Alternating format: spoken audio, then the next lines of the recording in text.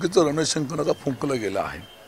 काही दिवसांमध्ये आचारसंहिता, त्यानंतर निवडणुकीची तयारी सुरू होईल आणि ह्या कोकणाला आणि शिवसेना उद्धव बाळासाहेब ठाकरेंना ही निवडणूक काही नवीन नाही आहे। वंदनीय शिवसेना प्रमुख बाळासाहेब ठाकरेंच्या आशीर्वादाने हे कोकण आणि शिवसेना हे वेगळं नातं आहे। आणि आतापर्यंत इतिहासामध्ये पाहिलं तर नारायण राणेंना मोठं कोणी केलं, 4 शब्द शिवसेनेने मोठं केलं। आणि म्हणून त्या मागच्या निवडणुकीमध्ये आपण इतिहास पाहिला तर वैभव नाईक सारख्या एका तरुण तडफदार तरुणाने त्यांना निवडणुकीत पराभूत केलं। एका महिलेने मुंबईसारख्या मोठ्या महानगरामध्ये पराभूत केलं। आणि त्यामुळे लोकसभा निवडणुकीला उमेदवार असतील तर आम्ही निश्चितपणे चांगल्या फरकाने निवडून येऊ हा मला विश्वास आहे। त्यांनी आमच्यासमोर यावंच।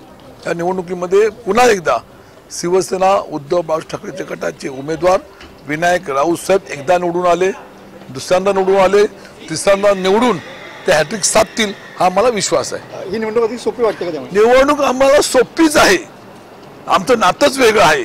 तर नारायण राणे असू दे आणि कोण असू दे, या कोकणावरती वर्चस्व फक्त आणि फक्त शिवसेना उद्धव बाळासाहेब ठाकरे या पक्षात।